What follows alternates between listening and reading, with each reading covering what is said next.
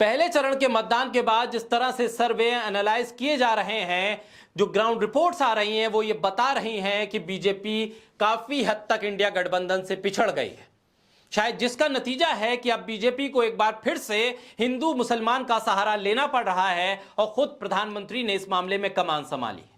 राजस्थान में जो टिप्पणी प्रधानमंत्री मोदी ने मुसलमानों को लेकर की है, उसकी शिकायत तो चुनाव आयोग तक पहुंच गई है, लेकिन कार्रवाई हो नहीं रही है। इस देश का मीडिया भी खुलकर उस पर लिख नहीं पा रहा है। तमाम भाषण वीडियो की शक्ल में मौजूद है, बावजूद इसके किसी भी भारतीय अखबार या टीवी चैनल की रिपोर्टिंग में उस पूरे भाषण में दिए गए बयानों का जिक्र नहीं हो पा रहा है।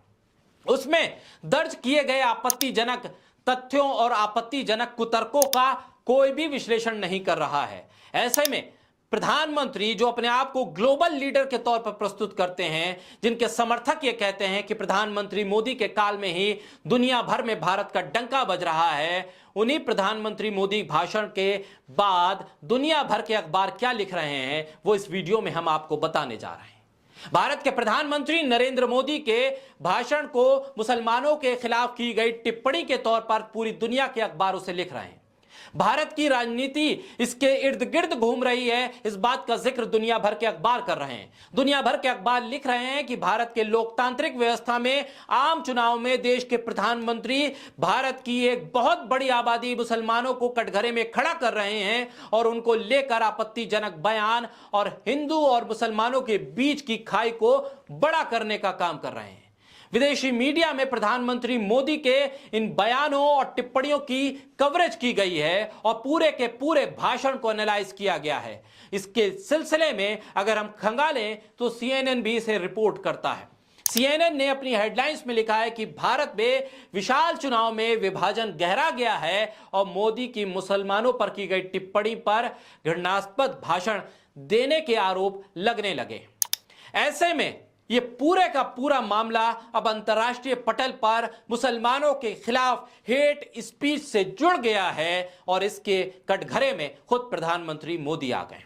अमेरिकी मीडिया आउटलेट ने लिखा कि भारत के प्रधानमंत्री नरेंद्र मोदी पर रविवार को एक चुनावी रैली के दौरान इस्लामोफोबिक टिप्पणी करने का आरोप लगा है, जिसके प्रमुख मुसलमान और विपक्ष के सदस्यों में व्यापक गुस्सा है। वॉशिंगटन में एक अनुसंधान समूह इंडिया हेट लैब्स की हालिया रिपोर्ट में पता चलता है कि मुस्लिम विरोधी भाषण में नाटकीय तौर पर तेजी आई है, जिसमें 2023 में 668 ऐसे मामले दर्ज किए गए हैं।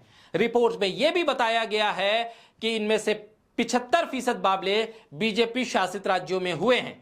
इसी तरह द न्यूयॉर्क टाइम्स ने भी प्रधानमंत्री मोदी के मुसलमानों पर दिए गए भाषण को रिपोर्ट किया है और लिखा है कि मोदी ने मुसलमानों को घुसपैठिया कहा जो भारत की संपत्ति ले लेंगे। Modi calls Muslim infiltrators who would take India's wealth. साथ ही प्रधानमंत्री मोदी के भाषण के दौरान उन्होंने महिलाओं से जो कहा है उसका भी जिक्र किया है।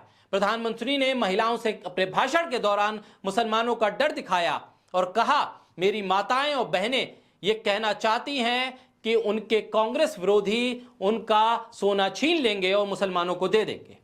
द वॉशिंगटन पोस्ट ने लिखा कि मोदी पर चुनावी रैली में भारत के मुसलमानों के प्रति घृणास्पद भाषण देने का आरोप लगा है। Modi accused of hate speech towards Indians Muslim in election rally.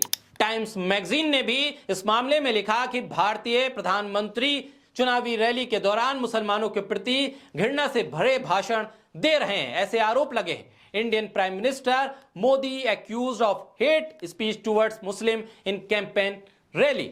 इसके अलावा अल जजीरा जैसे एक प्रमुख अखबार ने भी अपने वेबसाइट पर प्रधानमंत्री मोदी के राजस्थान में दिए गए मुसलमानों के खिलाफ इस भाषण को कोट करते हुए एक बड़ी स्टोरी की है। यानी अंतर्राष्ट्रीय पटल पर तमाम प्रमुख अखबार, तमाम मैगजीन प्रधानमंत्री के भाषण को हेट स्पीच और इस्लामोफोबिया से जोड़ रही हैं, जिस हेट स्पीच के दायरे में खुद प्रधानमंत्री आ गए हैं। ऐसे में अंतर्राष्ट्रीय पटल पर भारत की छवि, प्रधानमंत्री की खुद की छवि और चुनाव आयोग की छवि सवालों के घेरे में आ गई है।